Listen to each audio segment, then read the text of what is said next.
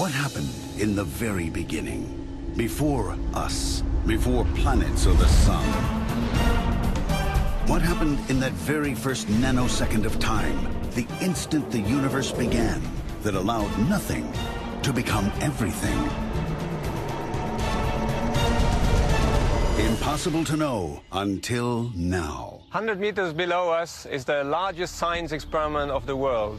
After decades of preparation, one gigantic particle accelerator is on the verge of changing everything we know about the universe. The greatest scientists in the world are looking to this huge machine to recreate the conditions 13.7 billion years ago, in the first moment after the Big Bang. You are about to take a phenomenal exploration to see what may be discovered when a controversial $8 billion machine turns on in 2008. Will it reveal extra dimensions of the universe? Will it explain what dark matter is? Will it reveal a kind of universal supersymmetry? Or explain why we even exist at all by unveiling the God particle?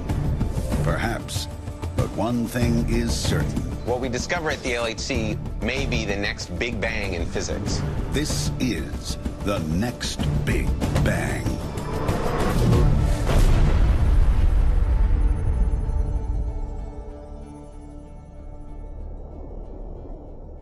Hi, I'm David Kaplan. I'm a particle physicist, and over the next hour, I'm going to try to explain why we're building the largest science experiment in the history of the planet. It's called the LHC. It's a tunnel 16.5 miles around and more than a football field underground.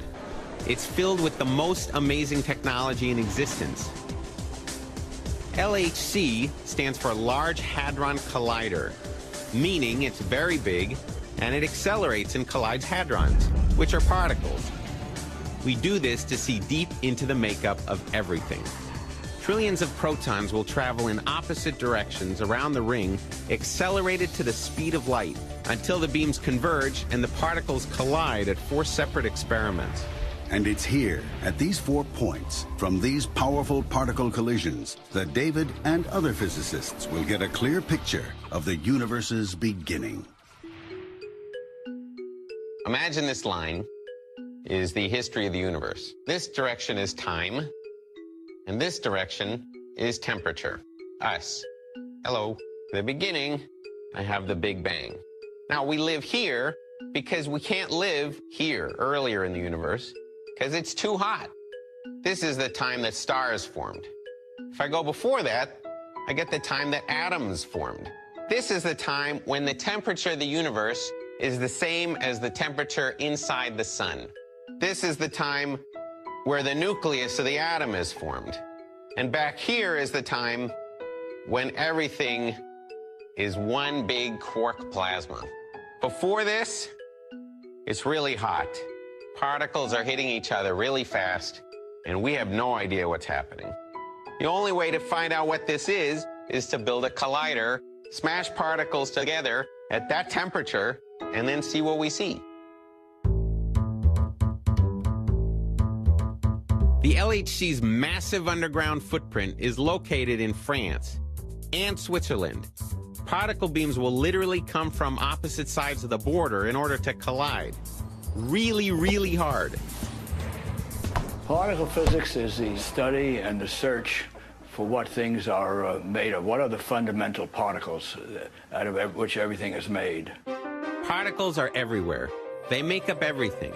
The mountains in the sky, trees, cows, grass, birds, soil, people, all particles. What makes any one object appear different from any other is simply the way the particles are combined. But if you look deep inside anything, say water, you find molecules made of atoms. Atoms are made of particles like protons and neutrons, which are made of even smaller particles called quarks. In the early universe, there were no atoms. Quarks and other particles were just smashing into each other at super high energies. In order to reproduce that state, the LHC must collide protons at the speed of light. Sometimes we make particles that are much, much more massive than the incoming particles. That's basically because we're transferring the energy of those particles into mass. You can create particles that maybe don't occur naturally. At least they don't occur naturally now, but they occurred naturally very early on in the history of the universe. The more powerful the collisions, the closer we get to the temperature of the Big Bang. To comprehend that, you have to understand what temperature means. What is temperature for a physicist? It's just particles moving. So when your stove is hot, it means all the particles in your stove are moving really fast. And if you make them move faster, it gets hotter. Of course, temperature has to do with energy. When the universe was really hot, well, all the particles of the entire universe were moving very fast and smashing into each other. When you hit something with a hammer, part of the energy, part of the kinetic energy of the hammer goes into heating this stuff up. At high temperature, you have primordial soup of particles, and they continuously collide. When you collide the particles, you're creating huge temperatures, thousands, if not millions of times the temperature of the core of the sun. So, by colliding particles in huge numbers at the speed of light, we reach near Big Bang energies. And enormous energy there is equivalent to this hot temperature at the beginning times of the universe. Now, before particles can collide at the LHC, they have to run through a series of smaller accelerators. So what you do first, you take the proton and you give him a kick. The proton bunches are sent through 4 separate machines, using more and more powerful magnets to increase their speed. Then, you inject it into the LHC, a big machine, and then accelerate it to its top energy. Accelerating not just one, but trillions of protons to the speed of light. To be precise, they travel at the speed of light minus 10 kilometers per hour. Really fast. It would take you 15 minutes or so to drive the length of the ring, while a proton in the LHC does that trip 11,000 times in a second. Those protons are kept on course by over 9,000 superconducting magnets. 1,232 of them are called these big dipole magnets, they're called, and then what make the beam go around in a circle. There are 400 quadrupole magnets. They work like lenses. They focus the beam, and there are all kinds of other smaller magnets that just provide small corrections to the beam orbits. Most of the way around the LHC, the beams are in separate beam pipes traveling parallel, one going this way, one going that way. And right before they get to the experiment, the beam pipes converge into one tube. And then they collide. Per second, there will be 40 million collisions happening. You've got one packet coming this way, one coming that way. They collide 40 million times a second. But there's an awful lot of particles inside these packets, 100 billion in each of them.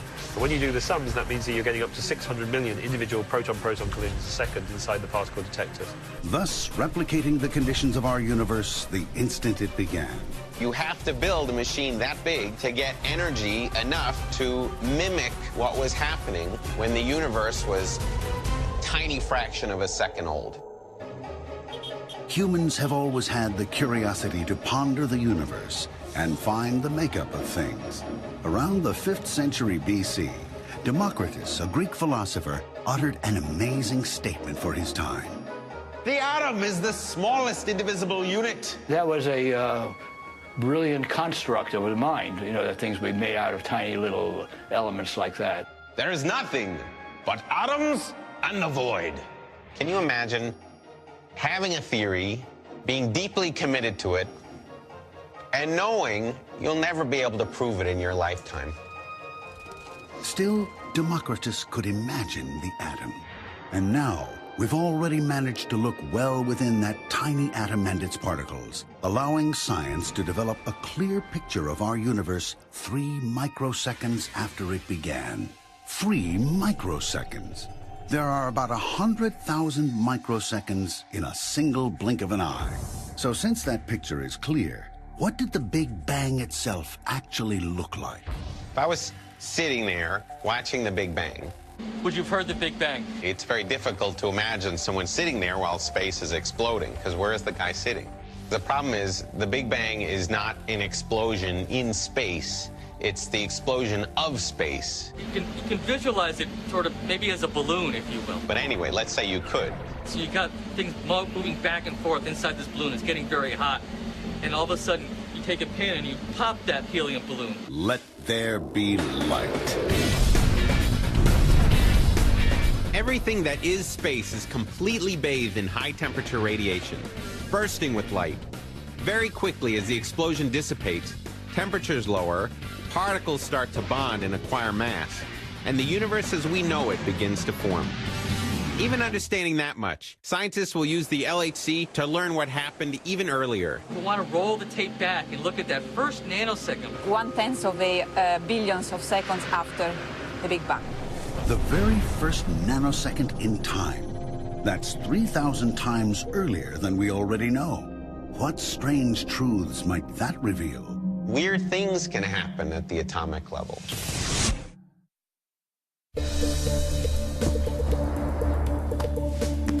Weird things can happen at the atomic level. Things can be roughly in two places at once.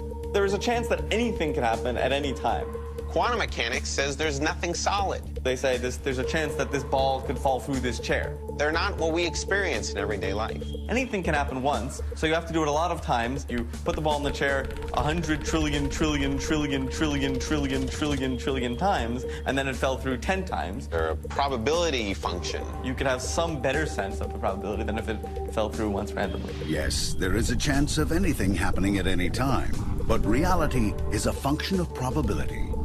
In the same way, there's probability for really strange things happening at the LHC. For example, you could produce a black hole. Well, if the LHC produces black holes, I'll tell you, physicists would be incredibly excited. It's unlikely, but there is a chance it could happen. A black hole. Wouldn't that be dangerous? Could it swallow up the Earth? A black hole produced at the LHC couldn't possibly swallow up the Earth. It would be the size of a proton. Smaller. However, there is a good chance that the LHC will help us to understand which is dark matter. For the very first time in history, the LHC will likely produce signs of this nearly inobservable dark matter, which makes up the majority of the universe's mass. Dark matter is different than a black hole. Until the LHC turns on, dark matter will have remained completely elusive to us, though we've known it's there. What is dark matter? It's not atoms. It's the other stuff. Particles we've only speculated about, until now. And we don't know what it's made of.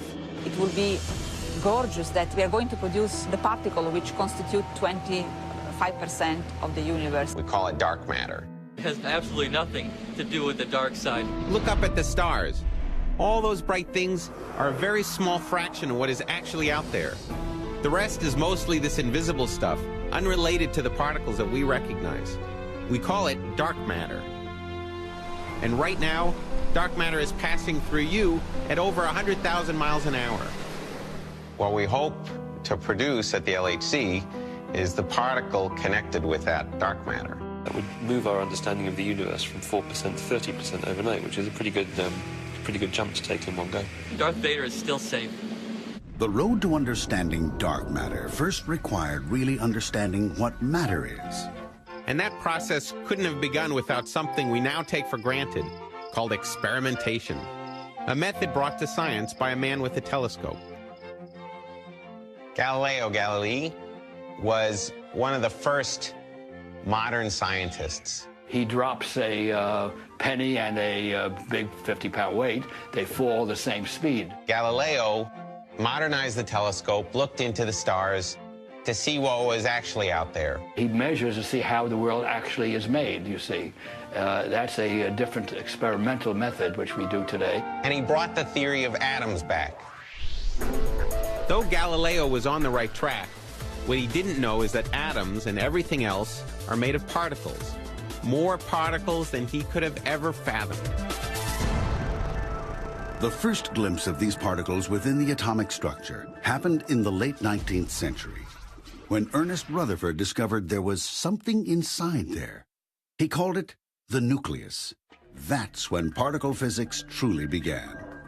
Historically, the first important experiment of this sort would be by Rutherford, turn of the century. This thingy is reproducing exactly what Rutherford did 100 years ago. And he did an experiment where he took the most energetic particles of the day. The radioactive source is spitting out what's called alpha particles. So, for example, if I turn this thing so that the source is directly facing the detector, then I get lots of counts. If I turned it this way, and if atoms were made of jelly, then the alpha particles should pass right through and never get to the detector. Actually, about once every 20 or 30 minutes, you get an alpha particle.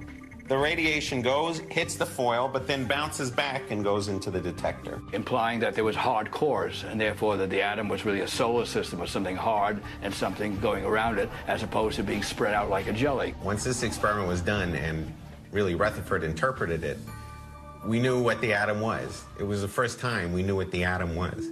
Though his discovery was gigantic, Rutherford used a relatively simple machine to look into the atomic structure. But we want to see what lies beyond that. For example, dark matter. Amazingly, we may finally get a glimpse of that invisible stuff at the LHC. How? By using an experiment like this. Welcome to Atlas.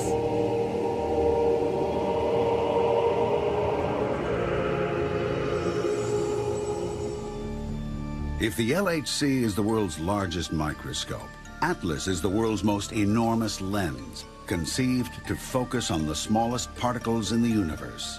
Its huge detectors are designed to examine nearly every kind of subatomic particle known to science, and some that are as yet unknown. Atlas sits at the southernmost part of the ring. And like the other CERN experiments, we hope it'll unveil the underlying nature of everything.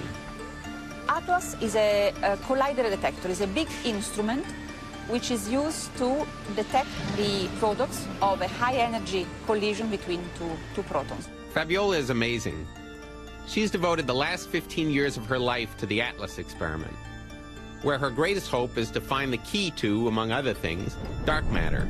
We do have some pretty good theories that might account for dark matter, and we can test those with this machine.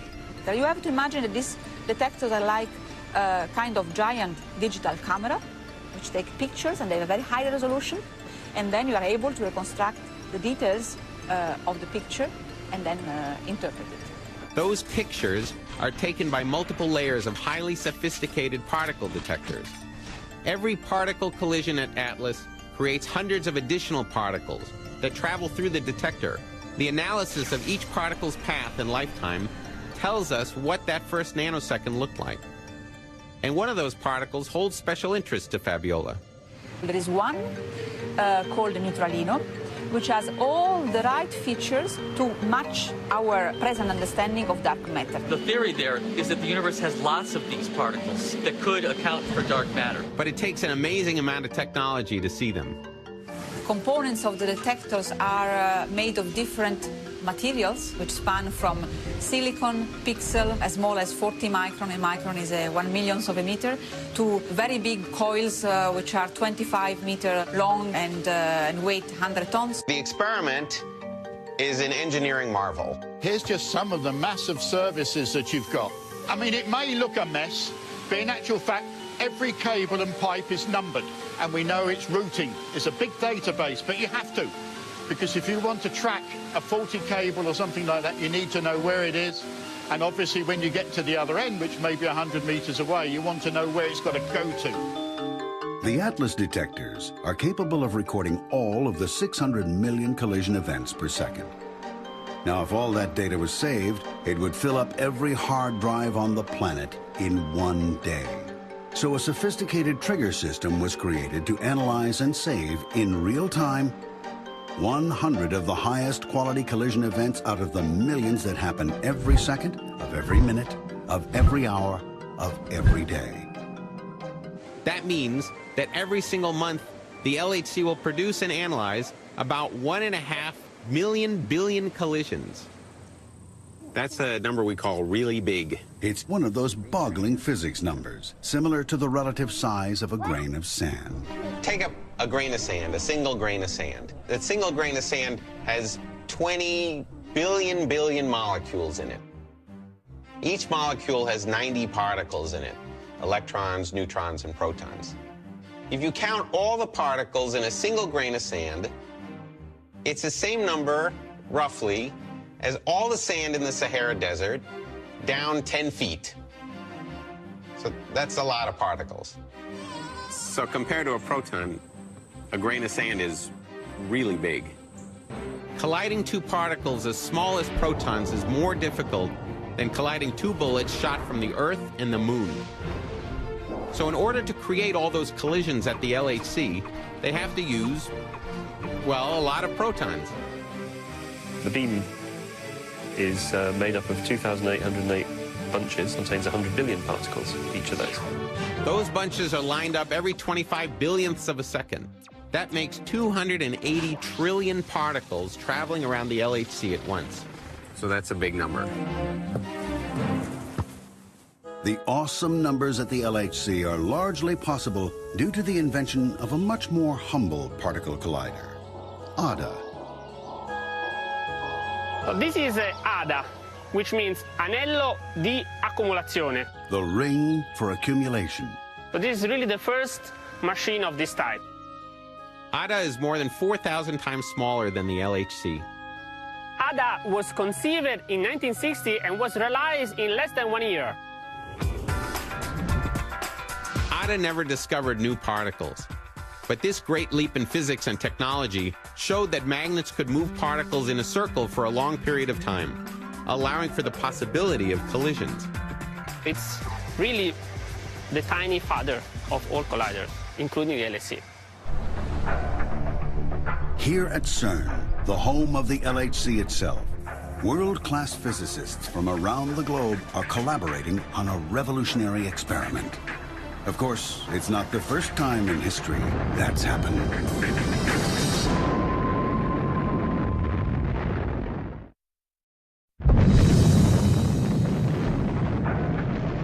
In 1941, physicist J. Robert Oppenheimer and some of the world's smartest scientists began an experiment called the Manhattan Project.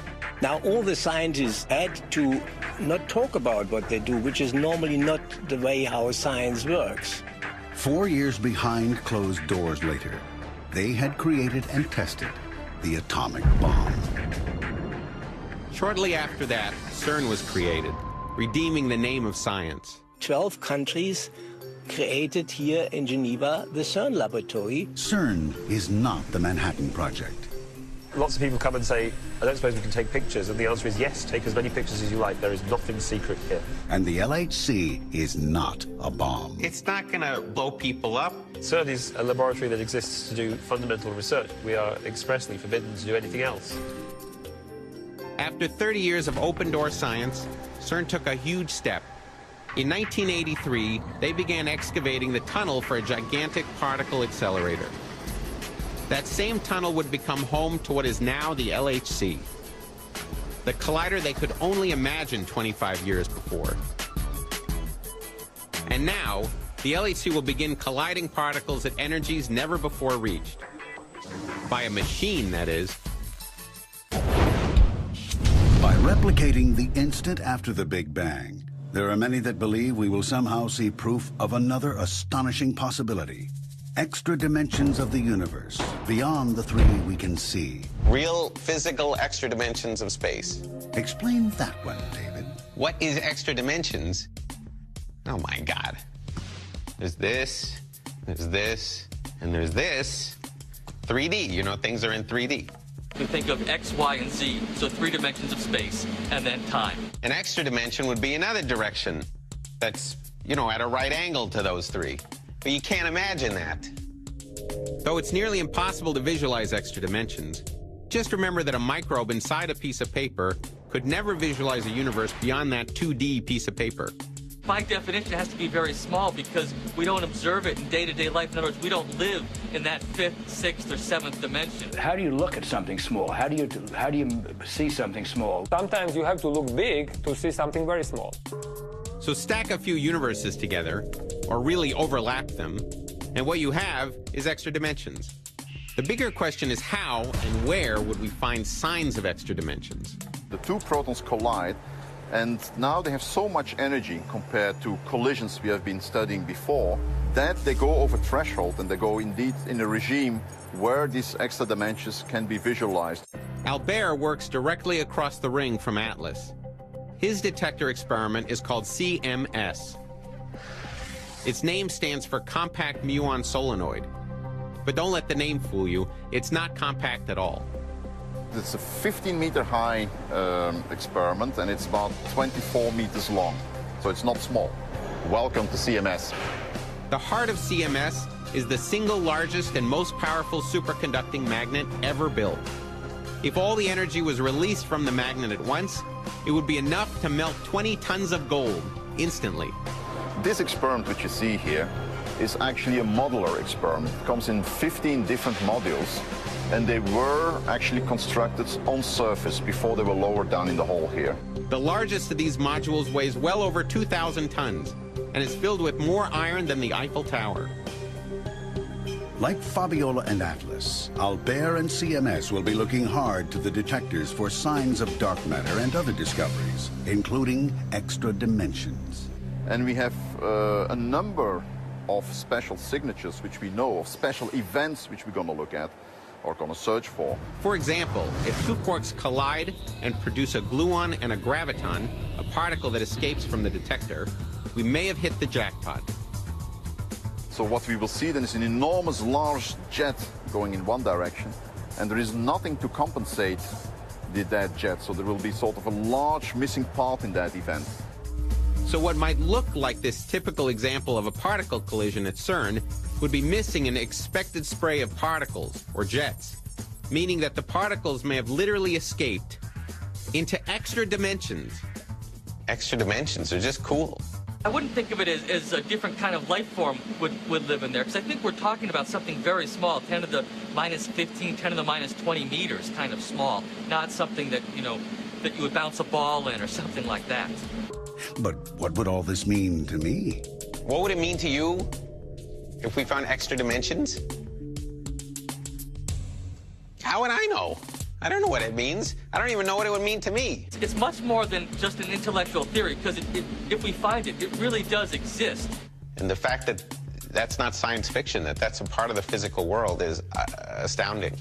All of the experiments at the LHC, CMS, Atlas, ALICE, and LHCb will be looking for a myriad of theories, like extra dimensions, by using completely different technologies.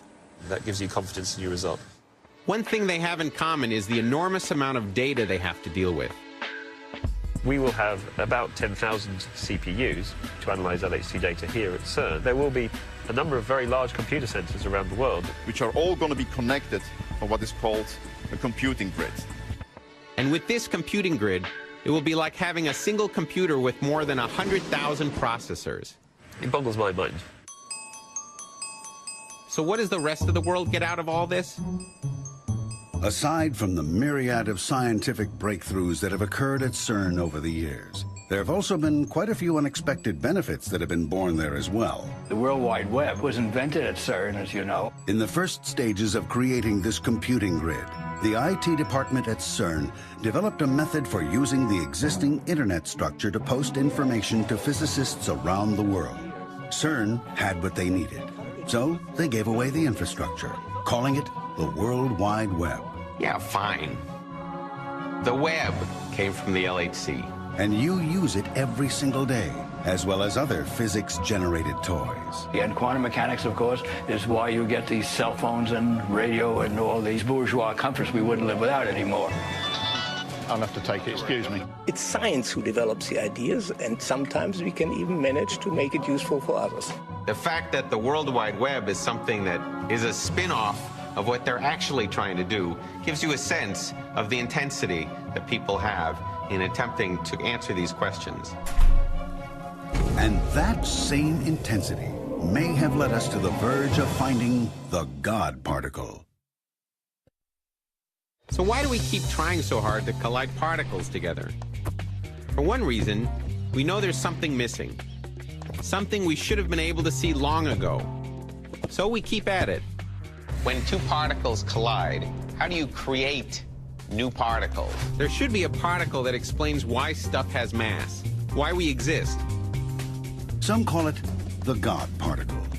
It's known as the Higgs boson, and though its existence was predicted in the 1960s, no one has yet to see it.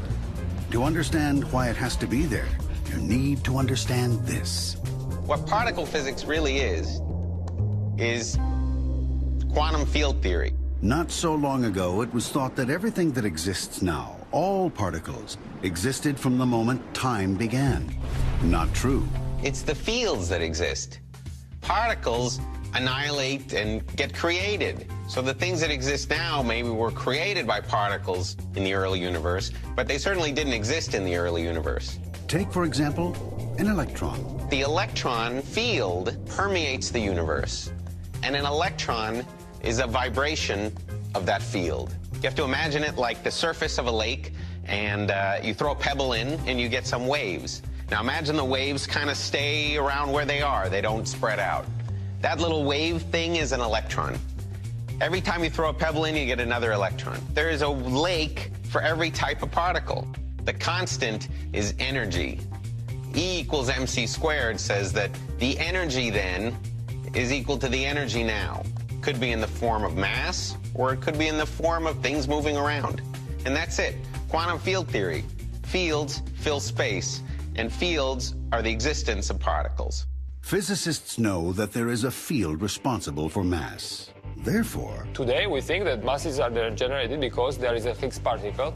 As the universe cooled, the Higgs field condensed, making it more difficult to move through space due to what we interpret as mass. And the God particle is the search for this Higgs particle, a way in which we can give mass to particles. As particles move through space, their interaction with the Higgs field is proportional to their mass. And one of the goals of the LHC is to finally find these things.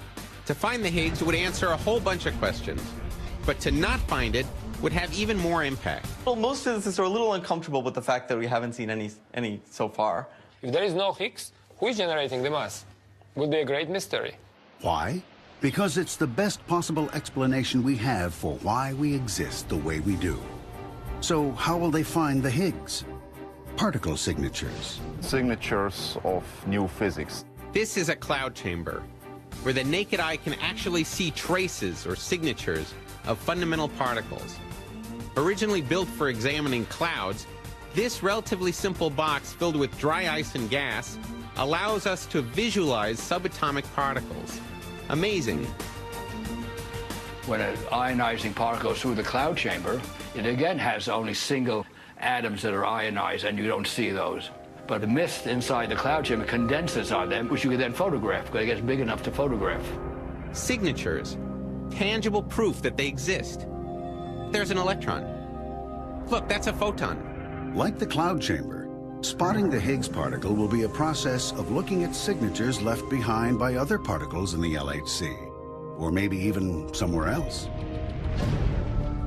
This is the Tevatron. It's also just outside Geneva, Illinois. At 1/4 the size of the LHC, it is the largest, most powerful collider presently in operation. So we're in the Tevatron tunnel, a 4-mile-long ring, the final stage of the accelerator at Fermilab. The Tevatron was critical to the development of the superconducting magnets that would later become the backbone of the LHC. Tevatron is like time machine because it can produce particles at the beginning of the universe. The physicists here have been searching for the Higgs particle for 25 years. And some say they may find it before the LHC turns on. Will they find the interesting Higgs particle before LHC is on?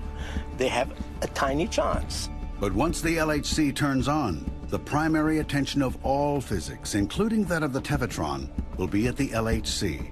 This room is called Remote Operation Center. So that this is where we can monitor what's happening the other side of the globe at CERN. A remote operation center across the globe to look for the God particle. Sir Isaac Newton would be pleased. Isaac Newton was arguably the greatest physicist who ever lived. Imagine a time before modern science when there's a guy who could predict things about nature. This looks like magic to the average person.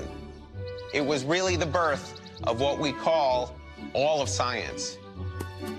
It was proposing something, and not just qualitatively, but quantitatively predicting a result. In terms of our detector, Newton's laws has a huge effect, right? We have to actually build a detector that's structurally sound and stands up to gravity. Newtonian way of thought, approaching the world with a question. Why does this work? I don't know, and I'm not going to assume I know. I'm going to try to answer the question and test to see if my answer is correct. That way of discovering the world is how we live today. It's a Newtonian world, but it's also a quantum mechanical world. It is, in fact, a quantum mechanical world, and it has been since that first nanosecond in history.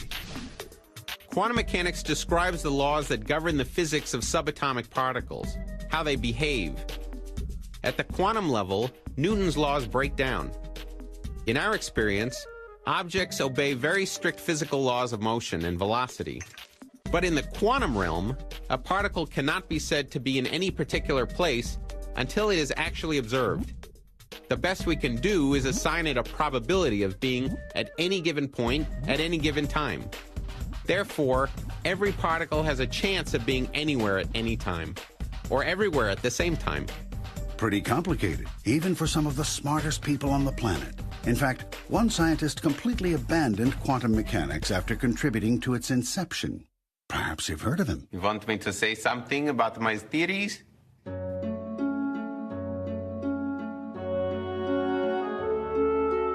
Einstein is really special because he really did everything by himself on a problem which other people were even scared to try to attack. We all work with Dr. Einstein. He's my good friend in a sense, because the accelerators would not work without Einstein. In fact, I experience Einstein every day. It's become so natural that I'm not even shocked anymore by these concepts. At the end of the 19th century, the physics community thought it had basically figured it all out. We understood gravity, we understood light, electromagnetism. It was almost all complete. There's just a few calculations left to do. And then Einstein throws a huge wrench into it and gives us relativity, says things move through time differently if they're moving relative to each other. And of course, he gave us arguably the most famous equation ever written, which basically states the amazing truth that energy and mass are different forms of the same thing. There are a number of ways you can use Einstein's equation, E equals mc squared. One of them is you can build a power station, you take a tiny bit of m, mass, and you get the energy out of it, and you power a city. What we're doing is doing that process in reverse. He came up with some of the most dramatic developments in physical theory in 300 years. He created the birth of quantum mechanics. And then, of course, he would make teenage girls faint. I can't explain that, but he was bigger than Elvis. And he was a very good-looking man as well.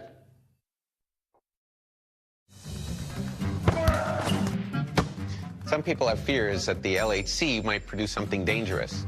We're going to create black holes that are going to destroy the universe. Or maybe the LHC could be used as a weapon or something. No, we're not building a bomb here. There is no sort of weapons building. It requires 17 miles of real estate in order to actually produce a beam of that strength. Not very practical. However, it is practical in producing cutting-edge science. And the hope for the LHC is we'll see things that we've never seen before, and we'll understand things that we haven't understood until now. Why then is this great LHC hidden in a tunnel 100 meters underneath Europe? Now, you got to put the thing in a tunnel. The first reason to put it in a tunnel is there are cosmic rays coming from outside the Earth and bombarding your experiment. So you put it inside a tunnel so that the cosmic rays don't disrupt your beam.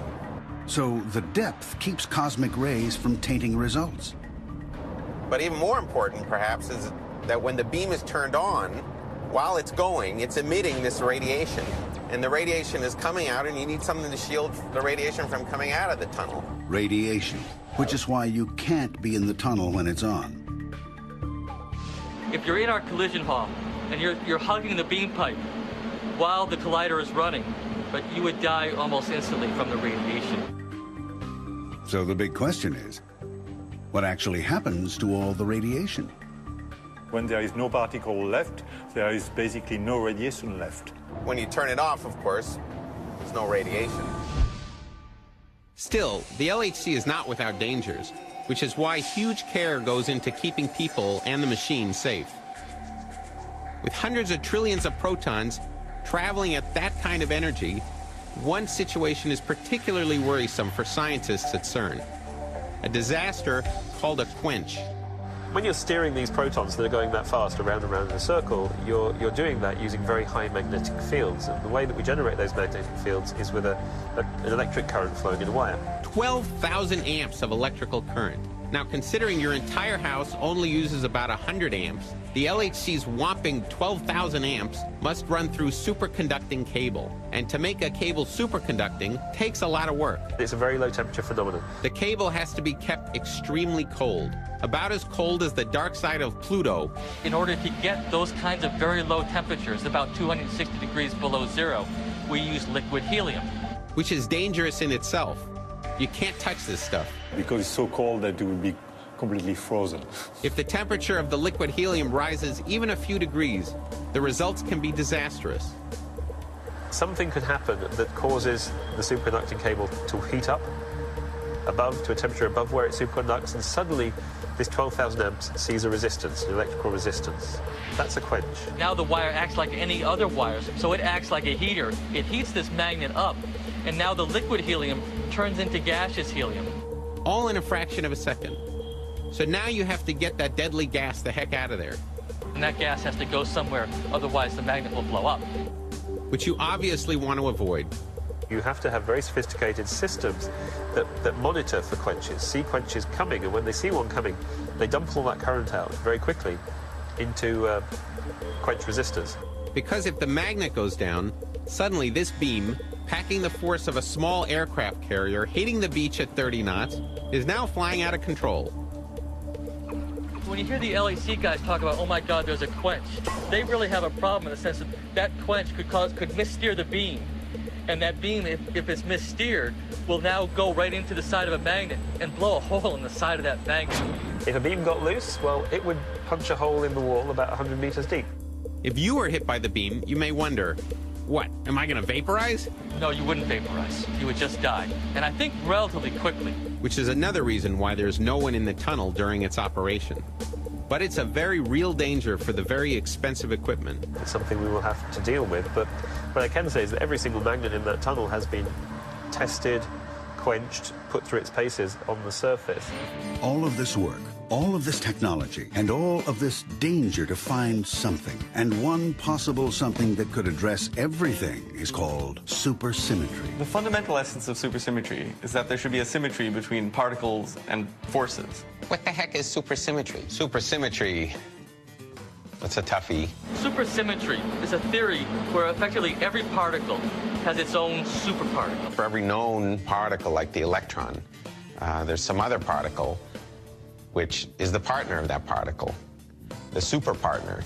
Except that it's heavier, more massive. We look hard enough, we should find a whole other double copy of this world where there's a force-carrying particle for every matter particle and a matter particle for every force particle. It's a symmetry between matter and force. This is often like to talk about supersymmetry as being a mirror. You have a mirror, and on one side of the mirror is the real universe, and on the other side of the mirror are your supersymmetric particles. Everyone who believes in supersymmetry believes that when we go to high enough energies, the mirror will break down and we actually will see particles and their superpartners at the same time. The LHC may actually find supersymmetry, or for that matter, extra dimensions, dark matter, or the God particle. All of these theories are there to try to explain what's happening at this fundamental temperature, at this fundamental energy, which seems to be an underlying part of particle physics. But they could also find something else. The LHC could find something we didn't even think of. Which could be the greatest discovery of all. And that leads to the final question. We understand what we're looking for, how it works, where it is, who was involved. But we have yet to understand why. Why? Why? Pourquoi? Why? Why? Why go to such great lengths just to witness the momentary production of these historic particles? Because I have to. Nature has just an infinitude of phenomena that it hands us, and we just are there to discover it. I want to find truth. That's why I'm here. There are more open unknowns ahead of us. This is a truth. Nature itself has zillions of surprises for you. We're about to open a new door. It's truth. That's why we like science. There's something behind what's happening, and I want to know what that is. The LHC is a doorway And when we open it, we're going to find some answers. I don't know what. Whatever it is,